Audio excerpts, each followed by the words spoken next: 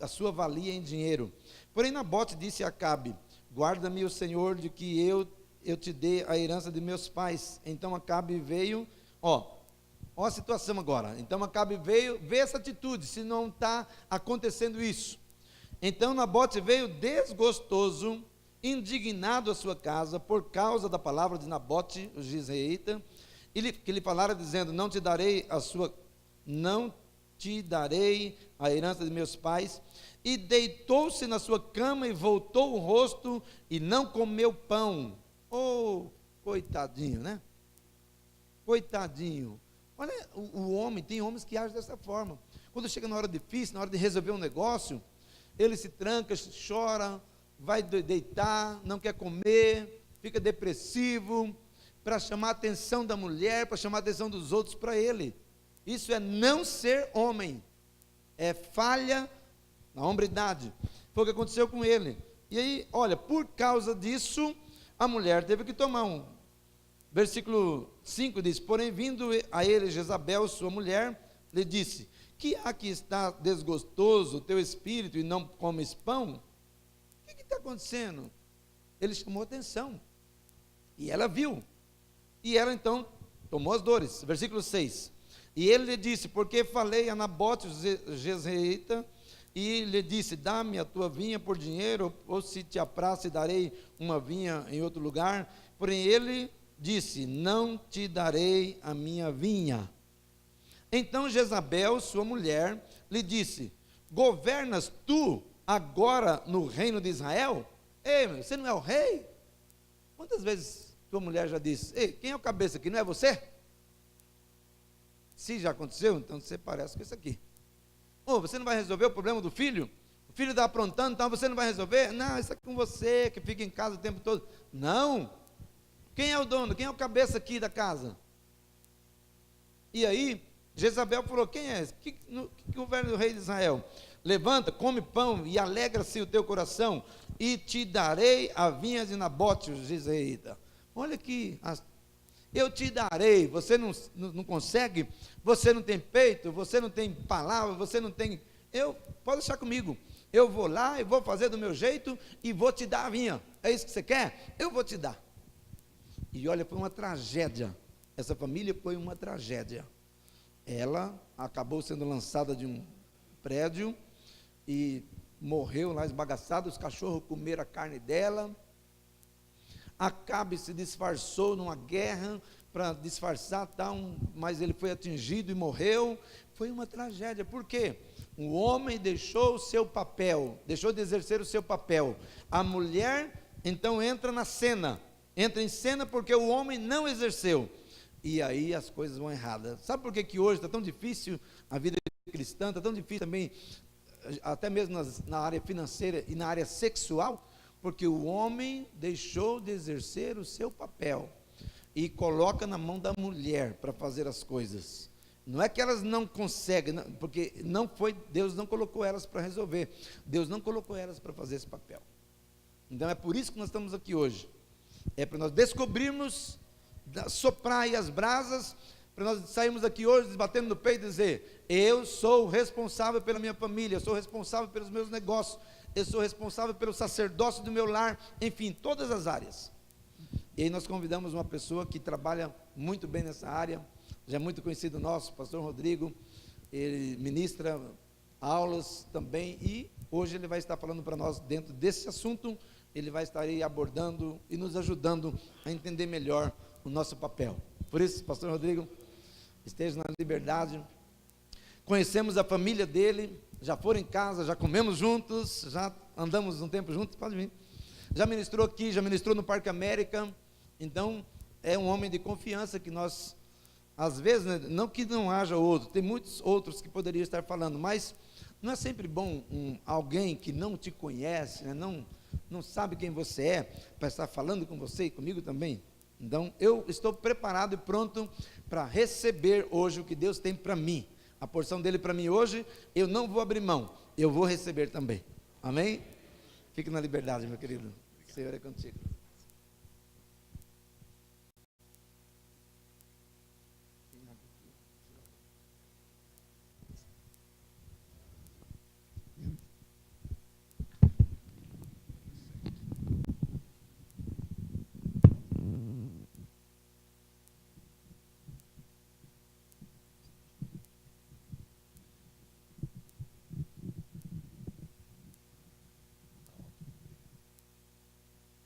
bem. Queridos irmãos, graça e paz a todos.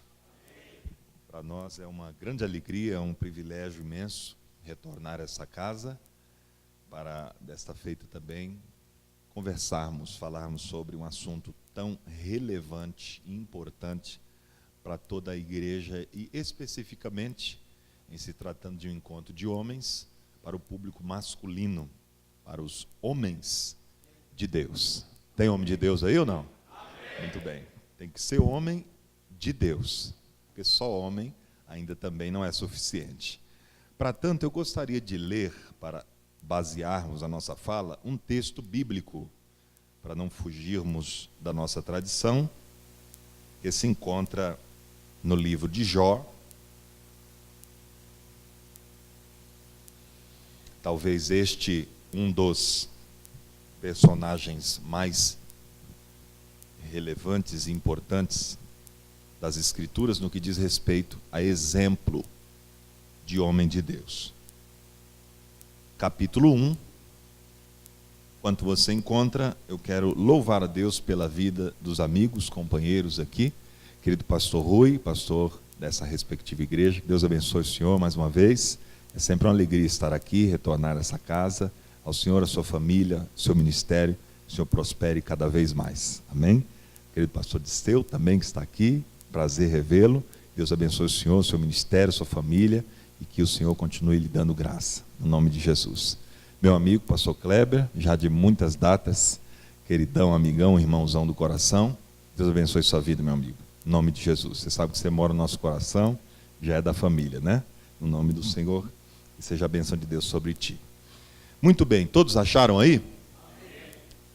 Queridos irmãos, eu falando com o pastor Rui, com o pastor Kleber também, eu tenho uma palavra de Deus aqui para os irmãos.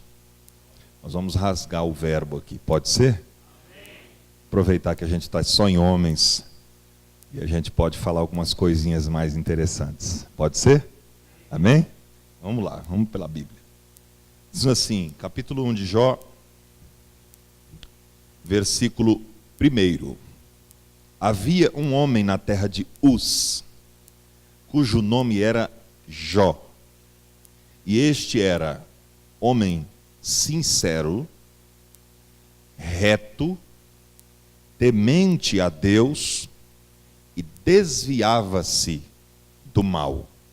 Para Deus isto é hombridade. Vou ler novamente. Havia um homem na terra de Uz, seu nome era Jó. Este homem era sincero, reto, temente a Deus e desviava-se do mal. Se nós colocarmos em nossa vida estas características, seremos homens de valor, não somente no reino de Deus, mas também seremos importantíssimos numa sociedade absolutamente caída. Deus vai nos honrar. Quantos podem dizer amém? Amém? Muito bem. O tema é extremamente interessante. A hombridade. O que é hombridade? Hombridade tem a ver com brio. Hombridade tem a ver com caráter. Hombridade tem a ver com dignidade. Homem de Deus tem hombridade. Homem de Deus tem dignidade. Homem de Deus tem caráter. Caráter cristão, tem moralidade, tem uma vida reta diante do Senhor. A palavra hombridade, ela, dentre tantos significados, ela quer dizer também nobreza de caráter. Um homem de Deus, um homem que tem hombridade, ele é um homem nobre, é o que falta na nossa sociedade. Mas aqui, na casa de Deus, no corpo de Cristo, nós temos essa alegria de contemplar muitos homens que têm essa bênção sobre suas vidas. Amém?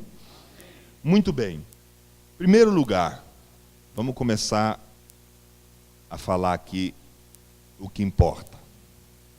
Em primeiro lugar, tem muita gente que está confundindo ser homem apenas do sexo masculino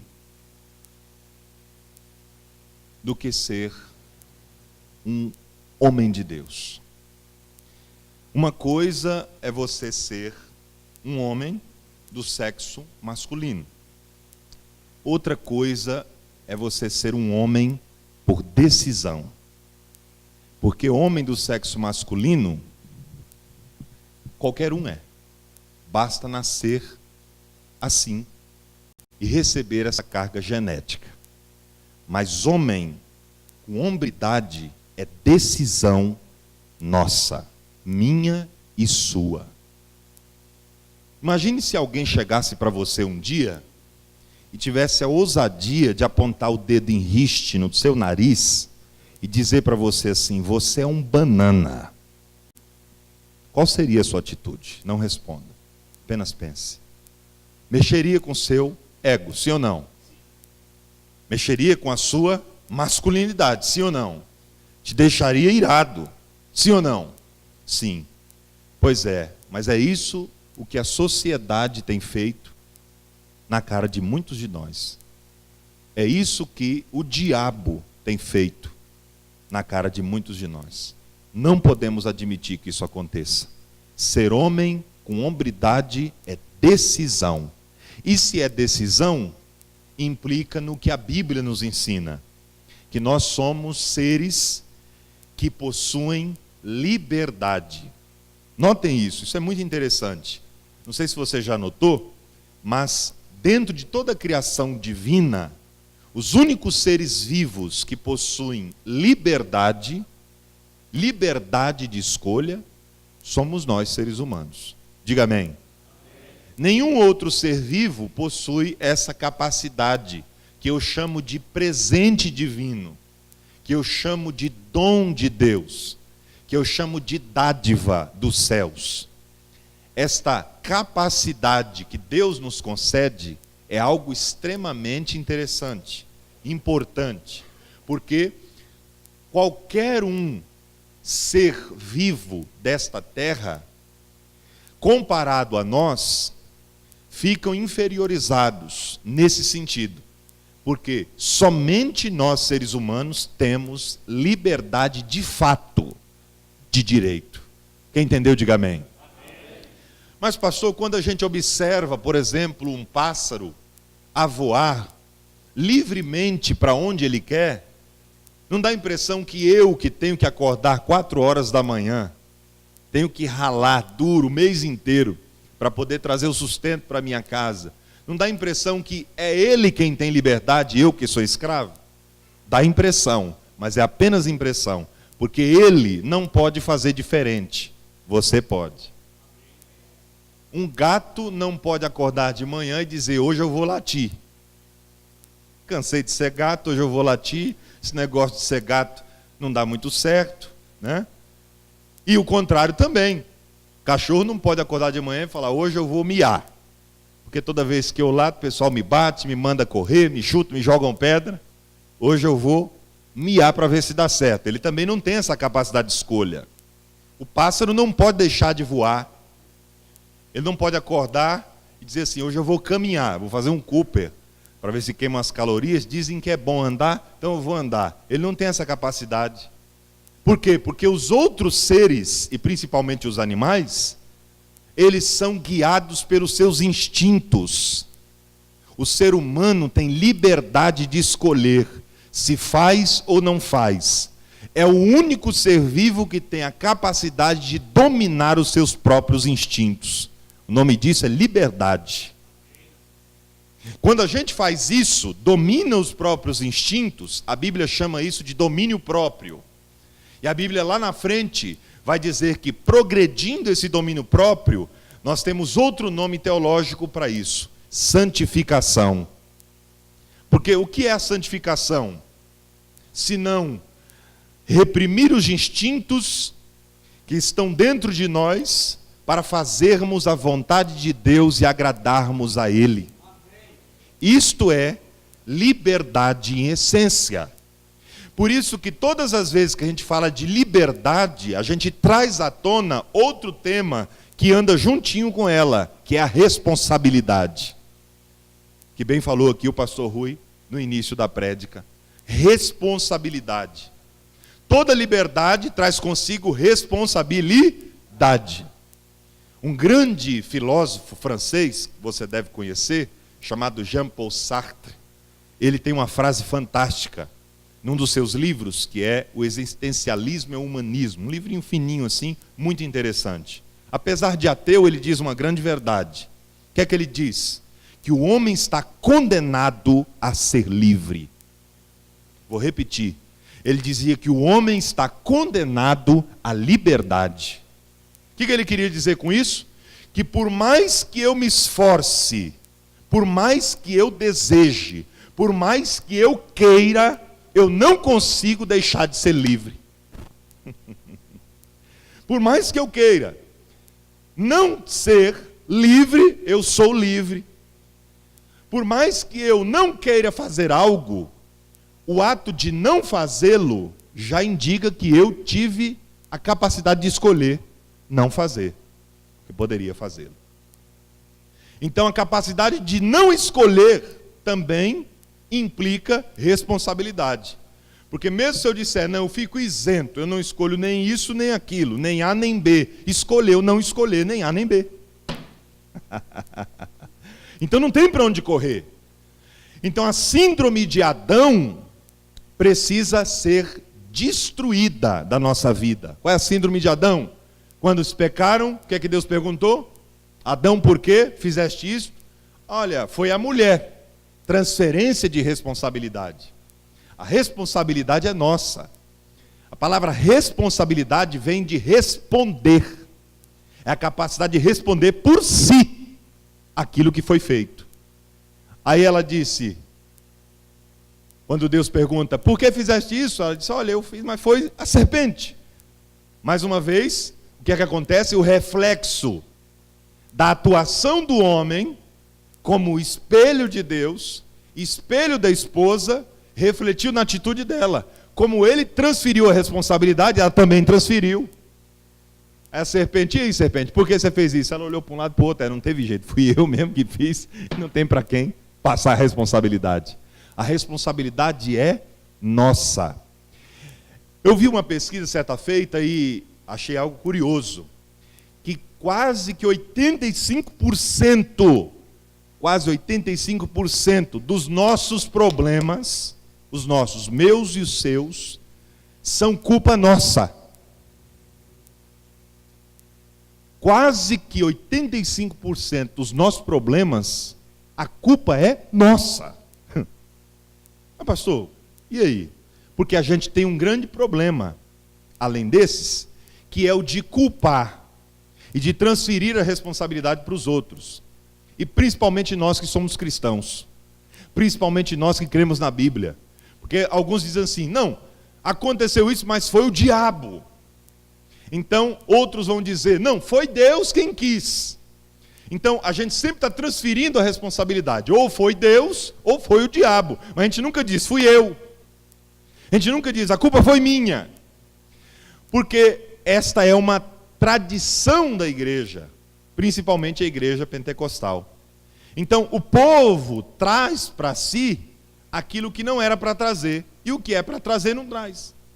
Então a Bíblia nos ensina que a responsabilidade sempre é nossa, independentemente das situações e das circunstâncias adversas. Quem entende isso, diga amém. Então eu preciso trazer para mim a responsabilidade. Aí eu coloco a culpa ou em Deus ou no diabo. E às vezes, eu não estou querendo fazer esse advogado do diabo aqui, mas tem hora que o diabo não fez nada, a gente coloca a culpa nele. Tem gente que é fanática ao extremo. Tem gente que é tão fanática que às vezes ele está andando e ele tropeça e ele fala, misericórdia, sangue de Jesus tem poder. Isso aqui é o diabo que está querendo quebrar minha perna. Para eu não poder ir para a igreja, para eu não poder trabalhar, porque se eu não for na igreja, se eu não trabalhar, eu não dou dízimo, se eu não der dízimo, aí vira uma confusão, uma tempestade num copo d'água. Irmão, todo mundo tropeça. Tem gente que é tão fanática que se ele sentir uma dor de cabeça, fala assim, ô irmão, estou com uma dor de cabeça, aí o outro já fala assim, misericórdia, repreende que você é seta maligna. Eu conheci uma pessoa que começou com a dorzinha, de repente, quando foi ver, era um tumor, morreu. Calma, irmão, misericórdia. Dor de cabeça todo mundo sente. Vocês estão entendendo a gravidade da coisa? Aí a pessoa ou coloca a culpa em Deus ou coloca a culpa no diabo. E aí falou, foi o diabo. E o diabo está lá e falou, eu não fui não, dessa vez não fui eu não, mas obrigado aí pelo crédito. Valeu, eu tô aí para isso, mas não fui eu, mas obrigado. Então a gente precisa colocar as coisas no eixo. A responsabilidade geralmente é nossa. A culpa geralmente é nossa. Do emprego não ir tão bem como a gente gostaria. Do casamento não estar como a gente gostaria. Do trato dos filhos não ser aquele que a gente gostaria. Do ministério não ser aquele que a gente gostaria que fosse. A culpa é nossa, a gente tem que trazer à tona a responsabilidade, porque a gente vai transferindo. Não, aconteceu isso porque o chefe fez assim, assim, assim. Não, porque fulano fez isso. Não, porque se fulano não tivesse feito aquilo, não estaria do jeito que está. E a gente nunca olha para nós. E a gente precisa olhar para nós mesmos. Senão a gente vai fazer igual aquele rapaz, Clebão, que ele estava fazendo uma campanha de 7 dias. Ele morava próximo da praia, pastor. E aí ele estava com um problema muito grande. E aí ele disse assim, meu Deus, eu preciso que o Senhor resolva esse problema urgentemente. Eu preciso que o Senhor resolva esse problema. Porque do jeito que está não vai dar. Eu vou fazer uma campanha de 7 dias, Senhor. Tem crente que tem essas manias. Vou fazer uma campanha de 7 dias na praia, na beira da praia. Para o Senhor lançar o meu problema no mar. E ele falou, tá bom, foi lá. E o primeiro dia, Senhor, lança o meu problema no mar. Senhor, lança o meu problema no mar. Segundo dia, lança o meu problema no mar. Senhor, terceiro dia, quarto dia, quinto dia. Quando foi no 7º dia, ele disse, é o 7º dia, agora a coisa vai resolver. Senhor, hoje é o 7º dia, o dia da vitória. Hoje o Senhor vai lançar meu problema no mar. Foi no 7º dia e diz a história que ele, Senhor, lança o meu problema no mar. E Deus disse, meu filho, Senhor, Deus vai falar comigo. O Senhor vai lançar meu problema no mar? Aí Deus disse para ele, você sabe nadar?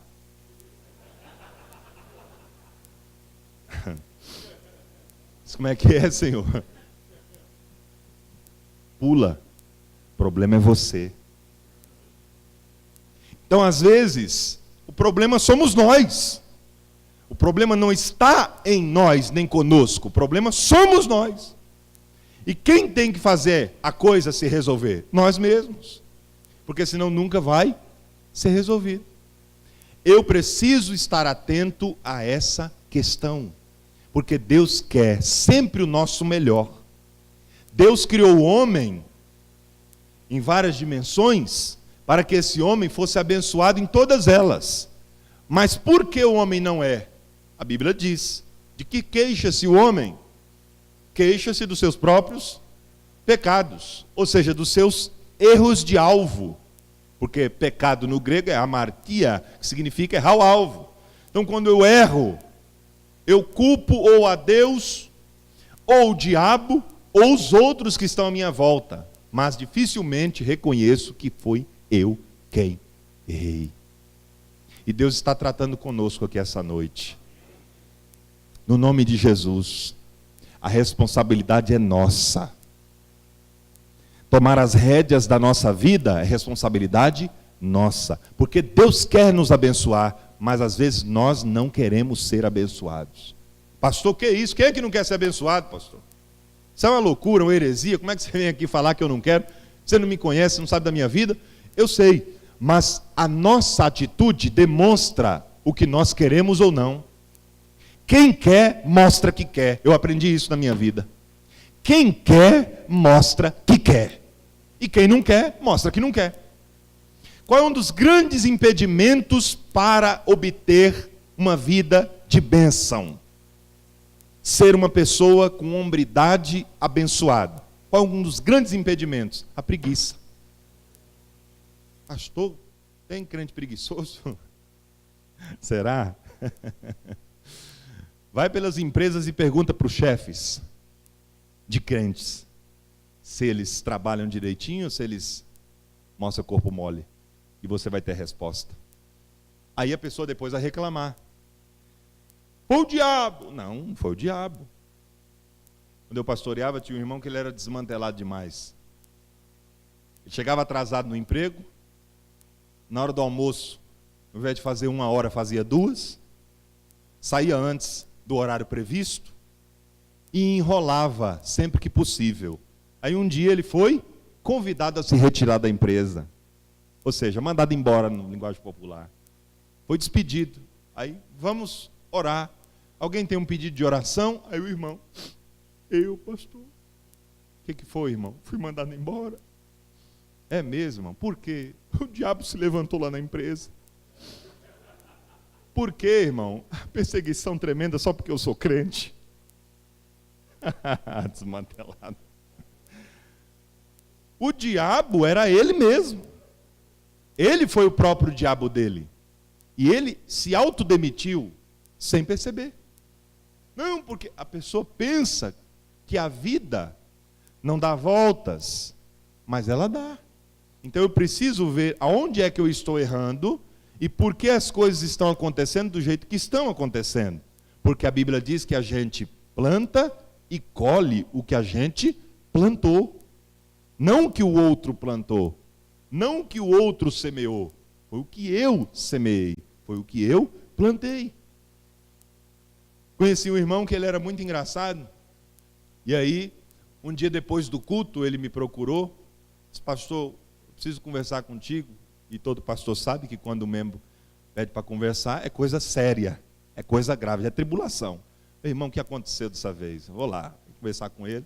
Particular. Ô, pastor, é o seguinte, estou passando uma luta muito grande. É mesmo? Pastor, não estou aguentando. O que foi? A minha área financeira, pastor. Minha área financeira está terrível, está complicada. Eu falei, mas o que está acontecendo? É o devorador do cartão de crédito que está tomando seu dinheiro? Ele falou, não, pastor, é sério, porque é assim, eu pago 3 pensões. Eu falei, rapaz, mas você é perigoso, hein? 3 pensões, 3 mulheres diferentes. Eita, rapaz, você era desmantelado. Pois é, pastor, e eu queria que o senhor orasse por mim. Eu falei, mas peraí, deixa eu ver se estou entendendo. Você quer que eu ore para quê? Não, quero que o senhor ore por mim, porque eu não estou conseguindo dar conta, o salário vai todo na pensão. Eu falei, você quer que eu faça o quê? Você quer que eu ore para quê? Ele disse, para diminuir. Eu ri, igual você está fazendo. Eu falei, você não pode estar falando sério. Eu falei, por quê, pastor? Eu falei, porque eu não posso fazer essa oração por 2 motivos. Primeiro motivo, Deus não vai responder. Segundo motivo, porque essa oração é injusta. Porque quem errou foi você, não foram seus filhos. Eles não têm culpa da sua atitude irresponsável no passado ainda, mas foi uma atitude irresponsável, porque Deus não mandou você fazer o que você fez.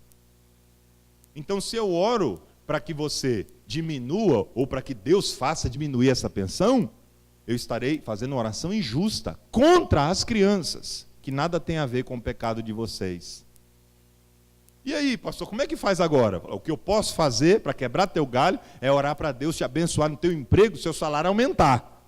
Agora, para a pensão diminuir, não dá. Deus não vai atender. Quem pode dizer amém?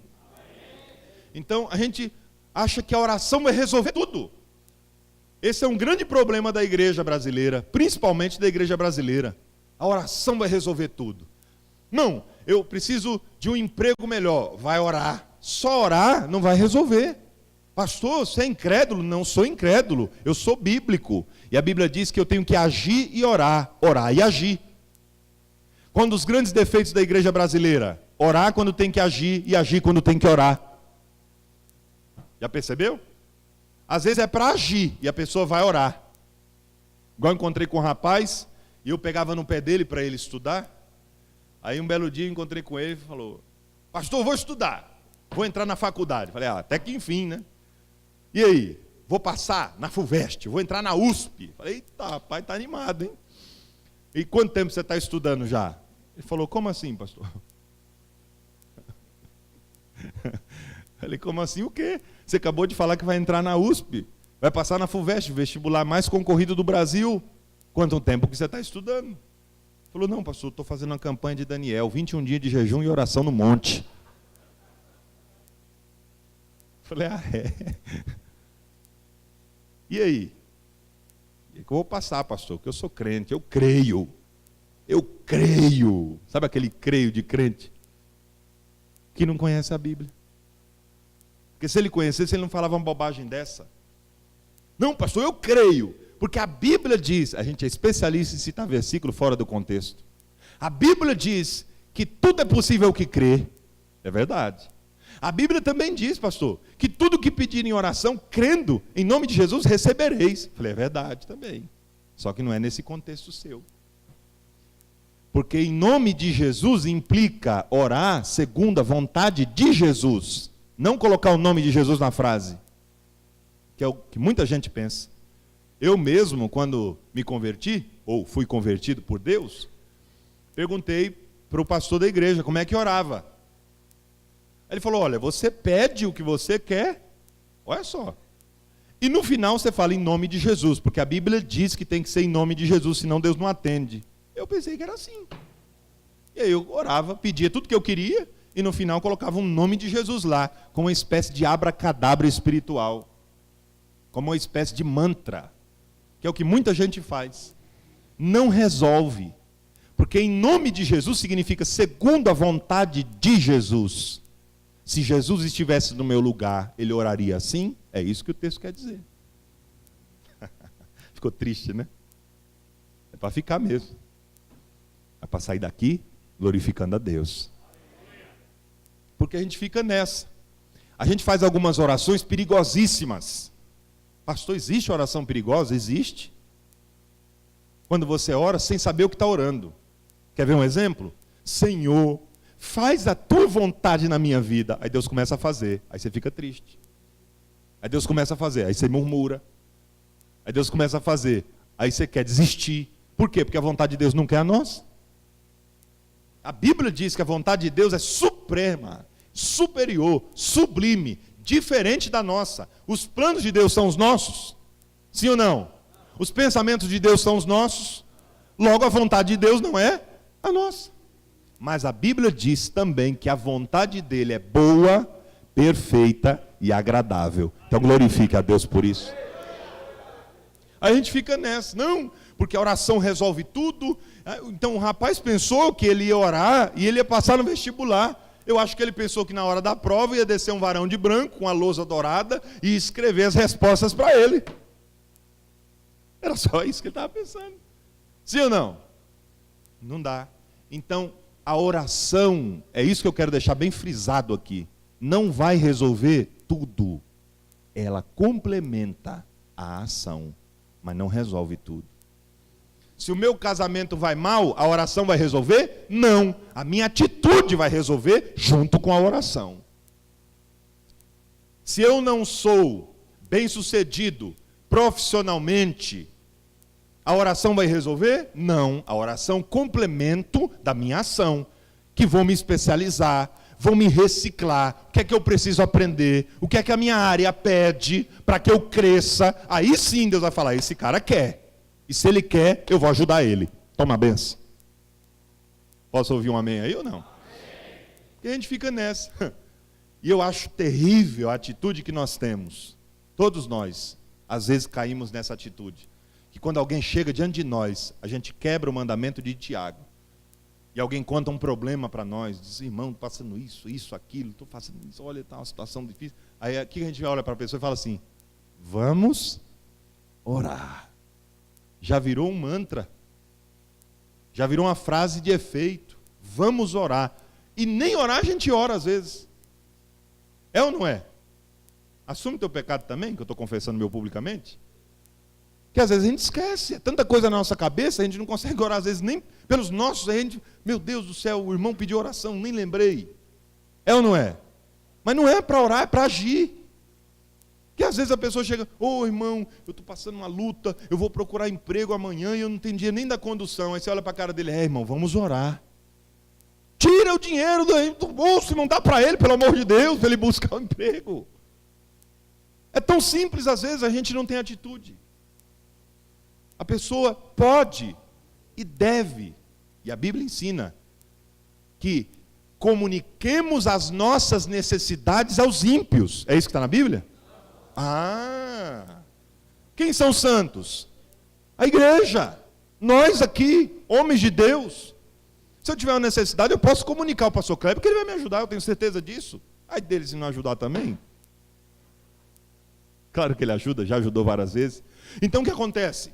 Eu comunico a minha necessidade ao pastor Rui. Aí a gente tem essa mania, né? Ah, não, eu não vou falar nada. Ele é homem de Deus, Deus revela para ele. Já vi muita gente falar isso. Ele não é o pastor da igreja? Então Deus tem que mostrar para ele que eu estou nessa situação. Orgulho, ignorância, falta de conhecimento bíblico. Porque essa Bíblia diz, comuniqueis as vossas necessidades. Comunicar é transmitir, é falar. Ó, pastor, estou passando por isso, por isso, por isso. Ele não vai te recriminar. O teu irmão, ele é teu amigo. Nós somos irmãos porque somos a mesma família. Qual que é a necessidade? Vamos ajudar no que for possível. E no que não for, a gente dá um jeitinho também. É assim ou não é? Porque nós somos uma família. Aí a gente, não, vamos orar, e acaba não dando em nada. Por isso que Tiago fala, se entrar alguém, eu vou falar na nossa linguagem, parafraseada, se entrar alguém em vosso meio, com frio e com fome, e vocês orarem por ele, despedirem ele, sem dar comida e sem dar roupa, o que adiantou? Está na Bíblia, está ou não está? Está. É que eu falei na linguagem rodriguês. Está na Bíblia. Aí a pessoa, não, eu tenho que orar, abençoar a vida dele e dar o que ele precisa, nem que seja por um momento, para que ali, eu já vi gente se converter por causa disso, uma família, lá onde eu pastoreava, por causa de uma atitude nossa da igreja, se converteu a família inteira, porque eles estavam tristes, decepcionados com as igrejas, porque eles pediam ajuda, e o povo só orava e despedia eles. Está abençoado, falava em língua, pulava, barbava eles, bagunçava o cabelo e mandava embora. Ai, pode ir, Deus, aí é contigo. E a pessoa ia para casa e não tinha o que comer, não tinha o que dar para os filhos, não tinha o que vestir. Aí a igreja foi lá e se reuniu e abençoou aquela família com o que eles precisavam para comer, com roupa para as crianças, para os pais. E aí o que aconteceu? Eles viram o amor manifesto. Porque o que é o amor? Nada mais do que a atitude de quem ama. Atitude, ação. É isso que Deus precisa. Homem de hombridade tem atitude. Posso ouvir um amém forte aí ou não? Tem atitude. Porque homem de verdade tem atitude. É o que a Bíblia ensina. É o que a Bíblia mostra.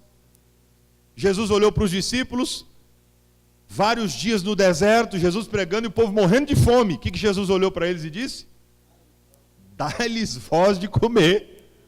O que, mestre? Não, o negócio é com o senhor que é o operador de milagres, o senhor que resolve essa, o senhor é o pastor da igreja. Não, dá-lhes voz de comer. Aí vem um, nem se tivéssemos 100 denários. Ou seja, nem se a gente tivesse 100 dias de trabalho, o salário de 100 dias de trabalho, dava para alimentar esse povo todo, e onde a gente ia achar pão também para comer? Aí Jesus olhou e disse, puxa vida, tem alguém alguma coisa?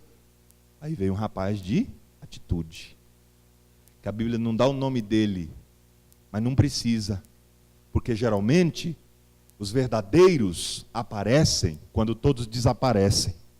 Já percebeu? O verdadeiro discípulo de Jesus aparece quando todo mundo vai embora, quando todo mundo desaparece. Porque uma coisa é você ficar todo dia, conta comigo, olha, estou aqui, tamo junto, estou aqui, conta comigo. Na hora que precisa, o cara não está. E tem aquela pessoa que nunca disse para você, tamo junto, conta comigo, porque daí vier. Mas no dia que você precisa, ele chega. Foi um rapazinho, 5 pães e 2 peixinhos. Foi Nicodemos. Quando ninguém apareceu, ele apareceu. O que precisa ir para o corpo de Jesus? Eu estou à disposição. Apareceu o discípulo oculto, José de Arimateia. E aí? Dá para glorificar ou não? Então não é para aparecer toda hora, é para aparecer na hora certa. Homem de atitude. Hombridade. Porque nossa geração, a geração corrupta, nós vivemos na era do feminismo, do machismo. Ambos são errados. Tanto o feminismo, que coloca a mulher superior ao homem, tanto o machismo, que coloca a mulher inferior ao homem. Os dois são errados. Porque a Bíblia ensina o quê? Que o marido deve amar a sua mulher. E a mulher estar sujeita ao seu marido. É interessante a ordem, o pastor leu aqui. Interessante a ordem de Paulo, não é? O homem, o dever do homem principal é amar a esposa. E o dever principal da mulher, da esposa, se sujeitar ao marido.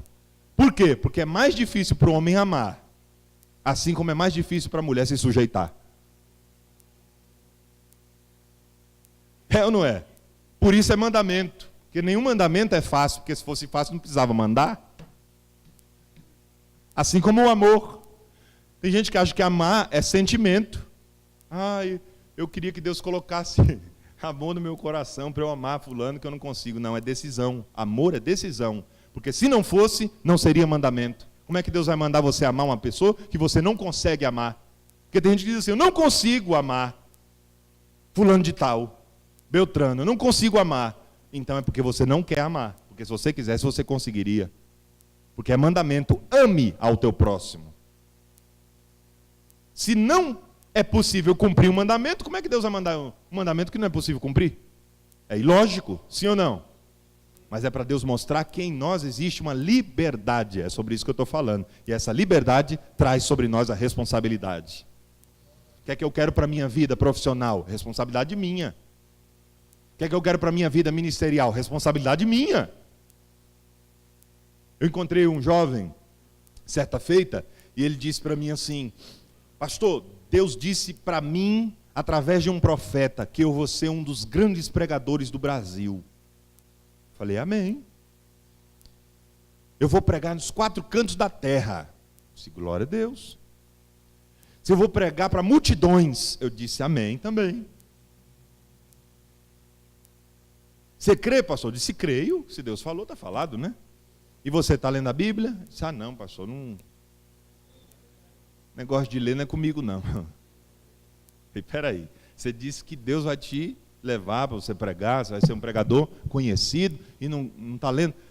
Não, eu não gosto de ler, não. Começa a ler assim, dá um sono. Falei, mas pelo menos você está indo nos cultos de ensino da sua igreja. Não, culto de ensino é muito chato. Não gosto de culto de ensino, não. Ninguém pula, ninguém rodopeia, ninguém bate o pé, ninguém fala língua, ninguém roda. Não dá, para mim não. Falei, peraí, então você está indo na escola bíblica dominical, que é o melhor curso de teologia que existe na face da terra? Disse, não, também escola dominical não dá, porque é domingo de manhã eu gosto de dormir. Falei, então você está fazendo um curso de teologia para suprir todas essas ausências que você está tendo? Se não, misericórdia, eu vou falar que teologia esfria. Falei, ou seja, ele vai ser um pregador conhecido? Vai. Onde ele chegar para pregar, o pessoal vai falar, não dá oportunidade, pelo amor de Deus. Esse aí a gente conhece, é ruim demais, não dá não. Ficou famoso ao contrário. E ficou mesmo. Por quê? Porque a pessoa acha que não precisa da ação humana. Mas há necessidade da ação humana. E eu preciso fazer a minha parte para que Deus faça a dele. A notícia é, faça a tua parte, porque a de Deus já está garantida. A Bíblia diz, plante, semeie, adube a terra. A chuva é comigo. Eu vou mandar a chuva. Onde é que você precisa que Deus mande a chuva na sua vida? Na empresa, no trabalho, na profissão, na universidade, no lar, no ministério. Deus garante a chuva. Agora, ará a terra com você. Eu preciso fazer minha parte. Quem pode dizer glória a Deus? Glória a Deus. Então é isso que nós temos diante de nós. Jó era este homem, íntegro. Um homem sem retoques. Íntegro significa inteiro. Sem emendas, sincero, sem máscara no latim, sem cera, sem aparentar ser o que não é. A palavra hipócrita surge daí, de sincera. O que significa? Hipócritas. Hipócrita significa ator. Ator é aquele que se passa por alguém que não é. Eram os fariseus. E Jesus sempre batia de frente com eles. Por quê? Porque eles falavam, mas não faziam o que falavam. Reto, um homem sem curva, um homem que tem um destino, que tem um foco, tem um objetivo. Irmão, como que eu, um homem de Deus, não tenho um objetivo, não tenho um alvo para a minha vida? Eu preciso ter em todos os sentidos. Preciso ter um alvo para o meu ministério. Onde eu quero chegar ministerialmente? Eu tenho que ter isso, sim ou não? Isso é ambição, não pode ter. Claro que pode. Eu preciso ambicionar as coisas de Deus, espirituais. não para me mostrar, mas para que Cristo apareça em mim. É para isso que eu sirvo, para servir a Deus. Profissionalmente, onde eu quero chegar, qual é o meu objetivo? O que é que eu quero ser na empresa onde eu trabalho? Ou eu quero ter a minha própria empresa? Eu preciso tomar atitude, porque a gente fica só colocando para lá, para o lado, para o lado, para o lado. Vamos deixar para amanhã. Não, mês que vem eu faço, mês que vem eu faço. O ano que vem vai dar certo. Aí passa o ano que vem vai dar certo. E nunca chega esse ano. Alguém se identifica? E a gente não faz. É igual a mulher quando fala que vai fazer dieta. É sempre postergando.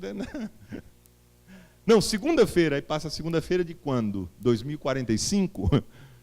E a gente precisa ter um foco. Se preciso for, anota, coloca na agenda.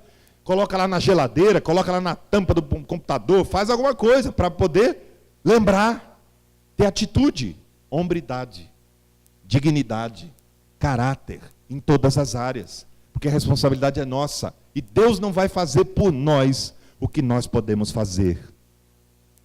Isso é muito sério, gente.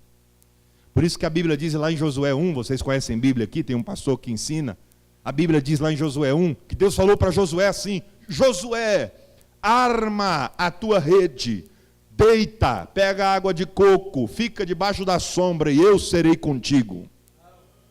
Ah, não? Ixi, a minha Bíblia deve estar errada então. Livro de Inventários, capítulo 0. Tá não. Como é que está lá? O irmão gritou lá bem forte: esforça-te, rapaz. Posso usar a minha linguagem? Toma vergonha na sua cara, seja homem. Te levanta daí. Moisés morreu. Agora pega essa espada e mete no bucho desses caras aí. Eu vi um aleluia lá atrás. Tem outro doido igual eu. Oxi, mas que negócio é esse? Tem que ir para cima. Atitude. Hombridade. Agora é com você. Moisés já foi. Passou o tempo de Moisés. Agora é contigo. Que a gente fica nesse saudosismo, né? Ai, não existe mais homens como Paulo. Claro que não. Não existe mais homens como Moisés. Não existe, nunca mais vai existir. Agora existe o Rui, existe o Kleber, existe o João, existe o Mário, existe o Pedro. Deus vai usar você, Deus vai usar a mim. Aleluia. Glória a Deus. Fica pedindo para Deus repetir milagre. Deus é extraordinariamente grande para fazer coisas maiores. A gente fica pedindo para Deus repetir: Senhor, me usa como o Senhor usou Paulo. Me usa como o Senhor usou Elias, como o Senhor usou Pedro. Aí Deus fica lá no céu, imagina, olhando: oh, meu Deus, ou eu mesmo. Tenho aqui um estoque de milagre inédito para fazer. Ele fica pedindo para eu repetir milagre. Eu acho que ele esqueceu que eu criei os céus e a terra e tudo quanto neles há, a partir do não existente. Do não existente Deus fez tudo que existe, e a gente fica pedindo para Deus repetir as coisas. Deus quer fazer coisa inédita na nossa vida. O que nunca ninguém foi, eu estou profetizando, eu sinto a unção de Deus na minha vida. O que nunca ninguém foi na sua família, você pode ser. Você vai ser o José da tua casa, o homem provedor, o homem que vai abençoar a tua família. Você crê nisso? Levanta a mão e recebe essa palavra em nome de Jesus. Eu creio que eu serei esse homem na minha família, sou eu. Já falei para meu irmão, sou eu, ponto final. Nem adianta vir que sou eu. Eu vou ser esse homem, vou abençoar a família. Vou prosperar, Deus vai me enriquecer, Deus vai me dar graça. É pecado? Não. Em primeiro lugar, o reino. E a sua justiça.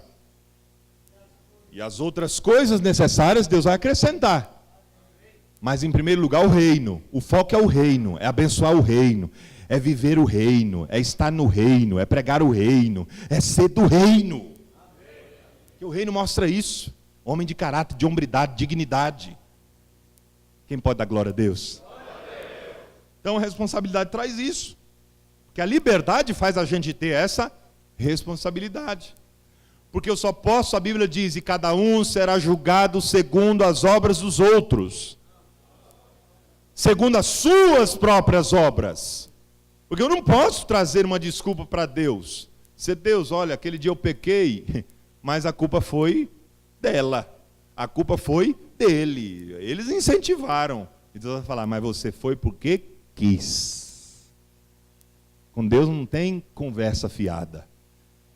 Está bem claro. eu faço se eu quiser. E se eu não quiser, eu não faço. Quem obrigou vocês a virem aqui hoje? Foi o pastor Rui? Colocou uma arma e disse, olha, quem não vier, essa arma foi ungida no monte, 7 dias, com óleo consagrado de Israel, né, a bala também, quem não vier, vou mandar para o céu mais cedo, né, em nome de Jesus. Foi assim? Não. Foi feito o convite, você diz, eu vou. Cansado, querendo às vezes dormir, descansar, por conta da correria do dia a dia, mas eu vou lá, porque eu sei que lá eu vou sair abençoado. Atitude. Atitude. Por isso que eu preciso tê-la. Porque se eu não tiver, eu não sou um homem de verdade. Porque homem de verdade, o pastor Rui disse aqui, assume sua responsabilidade. E sou eu. E aí? O que está acontecendo? O que é para fazer? O que é para resolver? Vai lá e dá a cara a tapa. Não é para ser briguento. Tem gente que acha que ser homem é ser briguento. É ou não é? Eu sou macho. Se vier, der um, dava 2. Não, calma aí, irmão. Você é crente, esquece disso não. Não, pastor, eu sou crente, mas o braço ainda não converteu, ainda não chegou a unção aqui. Chegou sim, vigia, rapaz. Então eu preciso ter hombridade, caráter. Para ter o quê? Domínio próprio. O homem de Deus tem domínio próprio. Sabe respeitar, sabe honrar, sabe ser submisso. Está debaixo de uma missão. É por isso que no trabalho, meu Deus, o horário já foi. Na família, na empresa, onde é que eu quero ser abençoado? Eu tenho que fazer a minha parte. Tenho que fazer a minha parte. Porque se eu não fizer, Deus não fará. Deus só está esperando eu fazer a minha parte. Porque eu sempre digo uma coisa, a gente tem um costume de pedir para Deus coisas grandes. Temos ou não? Pastor, é errado pedir coisa grande para Deus? Não. O errado é não se preparar para elas. Porque pedir para Deus coisas grandes é muito bom. Mas se preparar para elas é mostrar para Deus que eu creio que elas virão. Porque tem gente que fala, Senhor, eu quero ser um grande advogado. Eu quero ser o melhor advogado do Brasil. Amém. Deus quer que você seja também. Aí você fala para ele assim, irmão, você quer ser o melhor advogado do Brasil? Quero. Tem que estudar 5 anos, passar no exame da OAB. Ah, não, deixa quieto. Deixa para lá. A preguiça. E Deus não usa preguiçoso. Diga aos covardes que voltem. Porque covarde contamina os outros. Por isso que Deus fala para os covardes irem embora para casa. Tem lá uma ordem em Deuteronômio 20. Não podia ir. Por quê? Porque dissemina covardia. Mas corajoso não, ele vai. Não precisa de número, não precisa de multidão. Ele vai porque ele sabe que Deus com ele já é uma multidão. Quem pode dizer glória a Deus? Glória a Deus. Na família, eu preciso ser um homem de Deus em casa. Em casa. Porque em casa é a igreja de todos os pastores aqui. Pastor, mas eu não sou pastor. É da sua família. Não sabia? Você é o pastor da sua casa. Você é o cabeça, foi lido aqui. Cabeça que guia, que pensa, que age, que protege, que provê. Então aqui está escrito. O texto é bíblico. Nós precisamos ter essa noção. Porque a Bíblia diz que aquele que não cuida da sua família é pior do que o infiel. Pior do que o ímpio. Negou a fé. Ou seja, pode pular no púlpito, pode pregar bem, pode falar bonito, pode ser um grande conhecedor. Mas se não for pastor em casa, negou a fé. Para Deus ele é um apóstata. Isso é muito sério. Diga misericórdia pelo menos. Não dá para dizer amém, né? Nem glória a Deus, misericórdia. Porque isso acontece em muitos lares. Então, o casamento é uma bênção quando tem a bênção do Senhor. E quando tem a bênção do Senhor? Quando há relacionamento, quando há respeito, quando há amor. Quando há tudo isso, irmão, não tem diabo que possa separar esse casamento. É ou não é? Não tem. Então, é interessante a gente ter isso. O homem deve amar a sua esposa e vigiar. Porque nós vivemos, no Brasil principalmente, um país tropical. A cultura da prostituição. Comercial de margarina tem mulher nua. Na TV. Tem ou não tem? Um comercial da creme dental novo. Aí tem uma mulher lá nua na piscina. Para quê? Porque a indústria Da pornografia. Eu fiz uma pesquisa e descobri que cerca de 60% dos evangélicos são viciados em pornografia, do sexo masculino, e 40% do sexo feminino. Aí eu, não, aqui não tem. Todo lugar tem. Porque isso é uma coisa do inferno. E tem separado muitos casais. Muitos casais. Porque a pessoa, ela se satisfaz virtualmente, e quando é para satisfazer a esposa, ou vice-versa, não tem mais vigor. E o casamento vai se definhando. Porque a Bíblia diz que o homem deve dar à mulher, o quê? Pagar a sua devida benevolência. Ou seja, cumprir com a sua função de homem na relação sexual. Podemos falar isso aqui abertamente, porque só estamos em homem, não tem criança, não tem mulher. Tem que cumprir com a sua função. O pastor está aqui, os pastores estão aqui, tem mais experiência do que eu. Eu que sou um pastor jovem, já tive várias situações para tratar com a minha esposa nesse sentido. Dentro da igreja. Aí você fala, não, na igreja, todo lugar tem. Porque a igreja é feita de pessoas, de seres humanos. Então nós precisamos colocar um basta nisso, para que Deus abençoe a nossa casa, a nossa família, em todas as áreas. Então, não é só no ato sexual em si, mas antes do ato sexual. Assim como a vida cristã, você não serve a Deus só aos domingos, mas entre os domingos. O casamento também. Não é só no ato sexual, é entre o ato sexual. Quem pode dar glória a Deus? Por que tem mulher que não gosta de ter relacionamento sexual com o homem? Porque às vezes o homem é um bruto, é um cavalo, é um ignorante. Pode falar? Trata a mulher mal a semana toda. Aí depois, na hora que ele sente o desejo, ele vai lá para cima e fala, agora vai. Não, agora não. Mas por que não? Porque não. Não tem clima. Não teve. Agora, quando há, aí a coisa flui diferentemente. Quem pode dizer glória a Deus? Então, assim para o homem como para a mulher. Porque muitos casais se separam. Por quê? Porque não tem convívio, não tem relacionamento, não tem diálogo. De ambas as partes.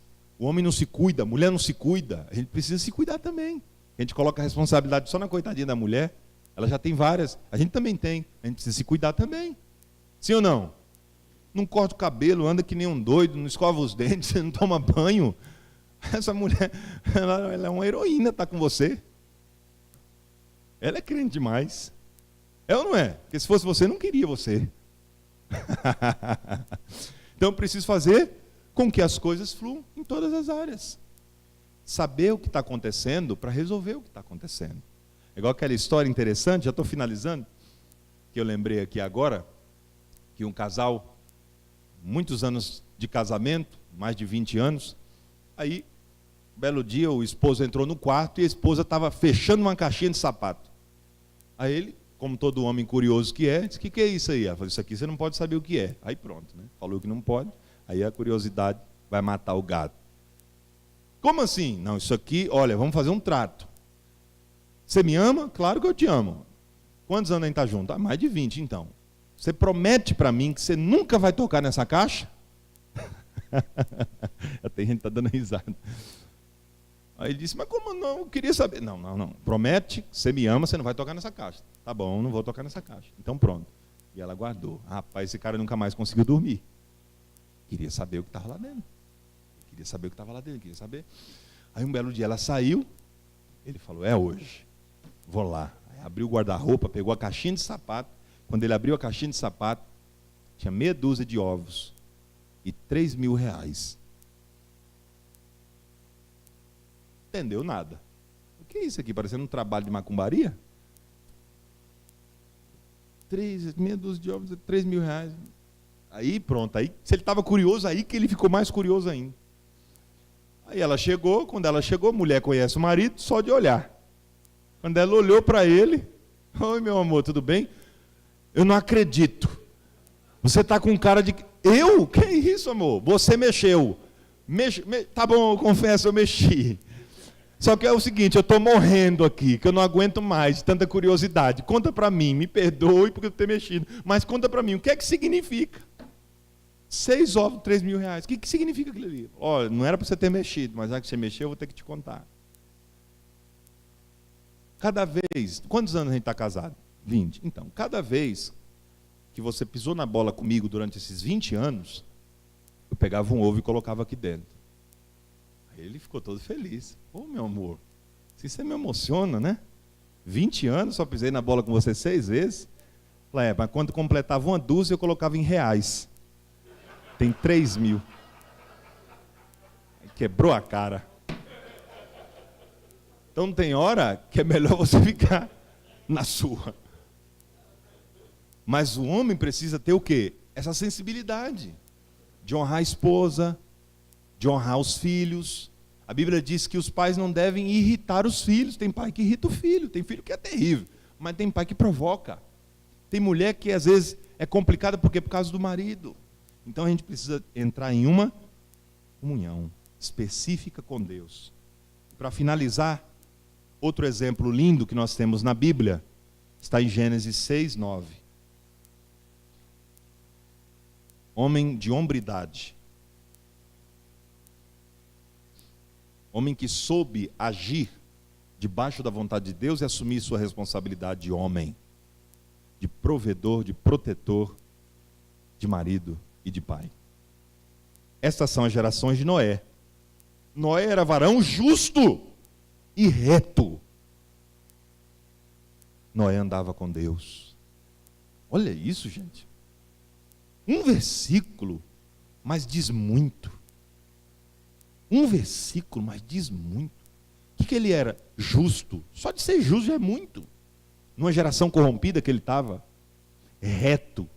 Um homem que não tem desvio no seu caráter. Andava com Deus. Quantos desejam isso para a sua vida? Digam glória a Deus. Eu aprendo algumas lições com Noé. Se quiser anotar. A primeira lição. Não podemos perder o barco da vida. Não podemos perder o barco da nossa vida. Em todas as áreas. Segunda lição. Planeje para o futuro. Porque não estava chovendo quando Noé construiu a arca. Dá para dar uma glória a Deus aí ou não? Quem só quer construir quando a chuva começa a descer. É ou não é, irmão? Agora, misericórdia. Ou seja, a gente quer remediar e não prevenir. Noé construiu a arca antes que a chuva viesse. Terceiro, ou quarto, né? Terceiro, pulei o segundo. Terceiro, lembre-se de que estamos, isso aqui é interessante, lembre-se de que estamos todos no mesmo barco. Todos. Ah, mas não, uns estão na proa, outros estão na popa, outros estão no meio, mas todo mundo está no mesmo barco. É que às vezes a gente fica, né?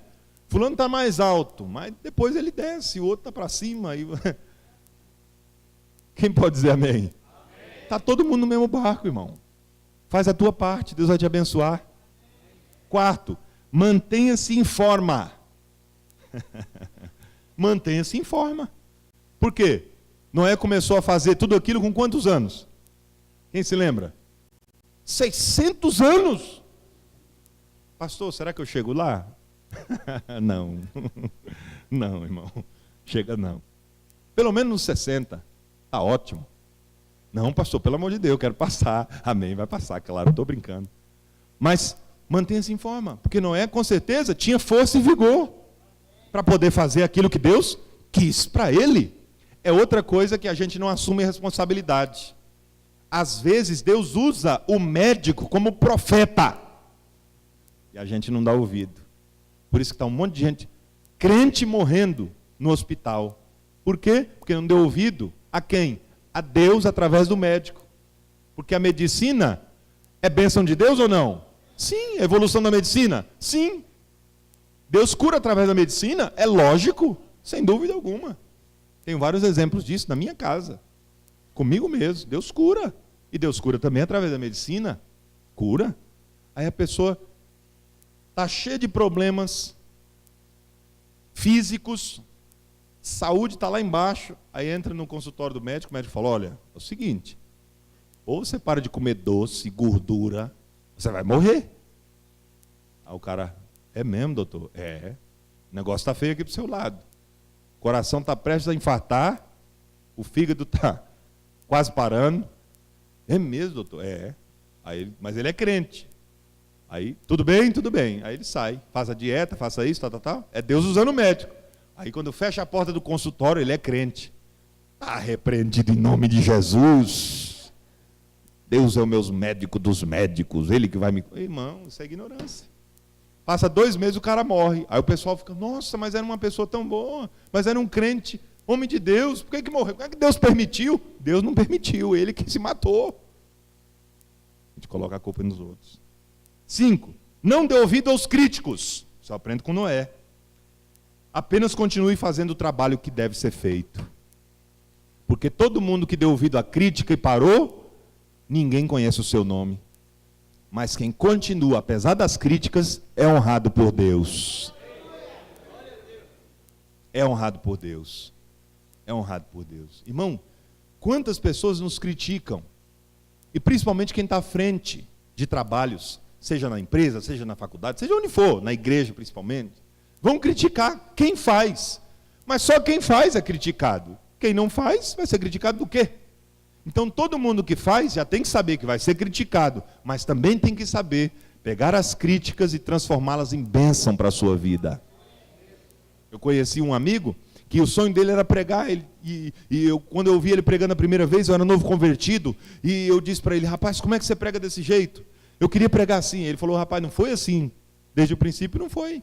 No começo foi muito diferente, porque eu queria pregar, e minha igreja era grande, eu pedia para o pastor para eu pregar no domingo. O pastor dizia, não, no domingo não. Não, pastor, mas Deus disse que eu vou ser um pregador. Eu disse, não, então tá bom, se prepara aí, um dia eu vou te dar. Aí ele se preparou, aí Deus falou no coração do pastor, dá a oportunidade para ele. Aí o pastor falou, ó, domingo que vem você vai ser o pregador da noite. Aí ele falou, eita, agora vai. Jejuou, orou, leu a Bíblia, lá na unção de Deus. Quando chegou no dia, pregou, tudo que ele podia ele pregou. Quando terminou, ele falou, e aí, pastor, como é que foi a pregação? O pastor olhou para a cara dele e disse, foi a pior que eu já ouvi. Ele não acreditou que o pastor tinha falado aquilo para ele. O pastor está endemoniado, não é possível. Falou, olha, irmão, vai caçar outra coisa para você fazer, vai cantar, vai tocar. Pregar não dá, pregar não dá. Foi ruim demais. Ele foi para casa chorando, desesperado. Eu vou embora, eu não vou fazer parte dessa igreja mais. O pastor não tem amor, o pastor está endemoniado, não sei o quê. Lá pelas madrugadas, o Espírito Santo falou no coração dele. O pastor disse que você não sabe pregar, então ele sabe. Aí ele disse que é mesmo. Parou de chorar, enxugou as lágrimas. Quase 3 horas da manhã, foi bater na porta do pastor. Não faz isso não, senão você mata ele, irmão, do coração. Não faz isso com o pastor. Se você bater na porta dele 3 horas da manhã, morreu alguém. Né? Morreu alguém. Bateu. O pastor saiu apavorado, a esposa do pastor quase morreu do coração. O que foi, irmão? E ele enxugando as lágrimas. O que aconteceu? Ô pastor, o senhor disse que eu não sei pregar. Irmão, pelo amor de Deus, você ainda está com esse papo, você não sabe mesmo não. Falou, pastor, é o seguinte, o senhor disse que eu não sei, então o senhor sabe. Claro que eu sei, senão não era o pastor da igreja. Então é o seguinte, eu vou entrar na sua casa, o senhor vai me ensinar. Eu só vou sair daqui quando o senhor me ensinar. Pegou e entrou. O pastor olhou para ele. Rapaz, esse cara é doido. Gostou da atitude. Falou, já que você quer aprender, eu vou te ensinar. Começou a ensinar, ó, isso você não fala, isso você fala, isso aqui pode, isso aqui não pode. Foi ensinando. Hoje era um dos grandes pregadores do Brasil. E se ele tivesse parado? Se ele tivesse... O Acabe. Frouxo. Pode falar frouxo? Pode, está na Bíblia. Se te mostrares frouxo no dia da angústia, tua força será pequena. Aí o Acabe foi chorar. O que foi? Nabote não quer dar vinho. Ah, seja homem, rapaz. Homem não faz um negócio desse, não. Tem atitude. Vamos lá, finalizando. 6º lugar. Construa seu futuro em terreno alto. Construa o seu futuro em terreno alto. Faça igual Noé. Em último lugar, por segurança, viaje sempre acompanhado. Por segurança, viaje sempre acompanhado. Quem pode dizer glória a Deus? Que Deus abençoe a sua vida. Que saiamos daqui renovados, revigorados, batendo no peito e dizer, Senhor, a responsabilidade é minha, mas o Senhor vai ser comigo. O Senhor vai me ajudar, o Senhor vai me dar inspiração, o Senhor vai me dar ideias, o Senhor vai me dar estratégias, e eu vou ser o mais abençoado da minha casa. Quem recebe essa palavra? Em nome de Jesus. Dá uma De palmas para o Senhor.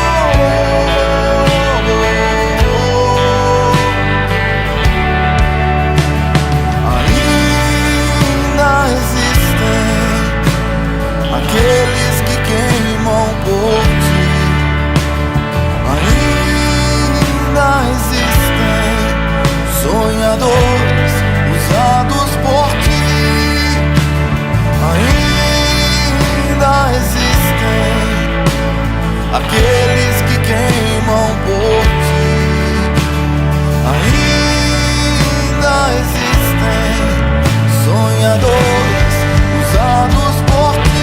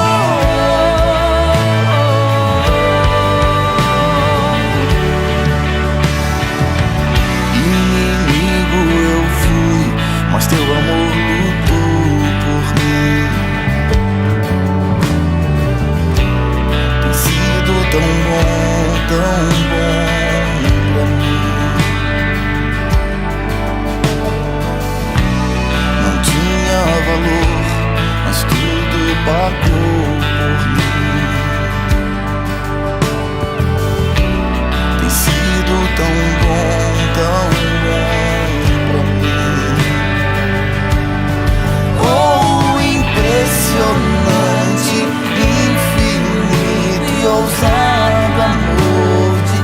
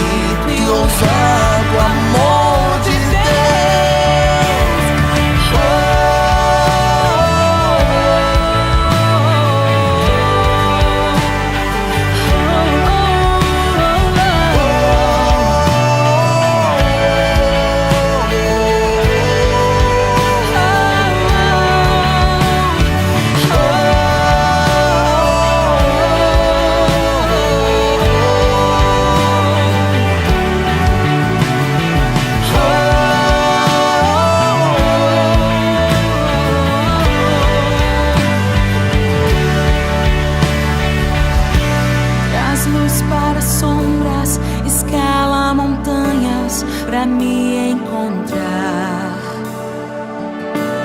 Derruba muralhas, destrói as mentiras pra me encontrar. Traz luz para as sombras, escala montanhas pra me encontrar. Derruba muralhas, destrói as mentiras pra me encontrar. Traz luz para as sombras, escala as montanhas pra me encontrar. Derruba muralhas, destrói as mentiras pra me encontrar. Traz luz para as sombras, escala as montanhas pra me encontrar. Derruba muralhas, destrói as mentiras pra me encontrar. Infinito e ousado amor de Deus, que deixa as 99 só pra me encontrar.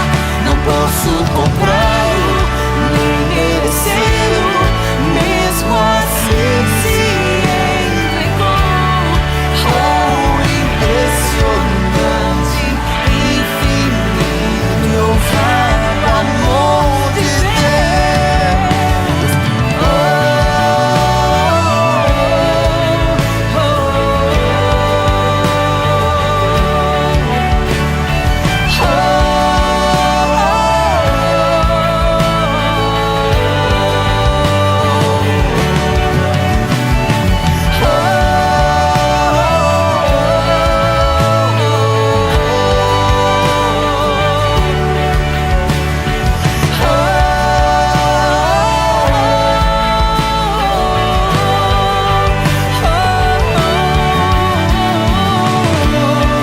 Que amor é esse? Que amor é esse que eu não entendo? Que amor é esse? Que amor é esse que eu não entendo? Jesus, que amor é esse? Que amor é esse que eu não entendo? Que amor é esse? Que amor é esse que eu não entendo? Que conquistou meu coração, quebrou minhas razões, me esvaziou de mim. Que conquistou meu coração, quebrou minhas razões, me esvaziou de mim. Que conquistou meu coração, quebrou minhas razões, me esvaziou de mim. Que conquistou meu coração, quebrou minhas razões, me esvaziou de mim. Impressionante, infinito e ousado amor de Deus, que deixa as 99 só pra me encontrar. Obrigado, Senhor, por ter confiado em nós. Merecê-lo, mesmo assim se entregou.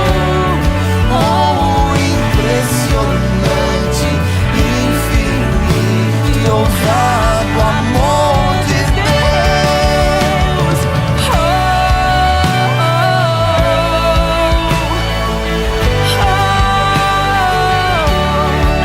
Obrigado pelo teu amor. Jesus, Jesus, Jesus. Queremos essas coisas simples